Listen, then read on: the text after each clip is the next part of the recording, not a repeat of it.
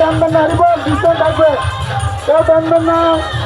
হরিবল অত করে কেউ টানবেন না ডিস্টেন্স থাকবে সাউন্ড সিস্টেম যাবে সাউন্ড সিস্টেম যাওয়ার পরে টানবেন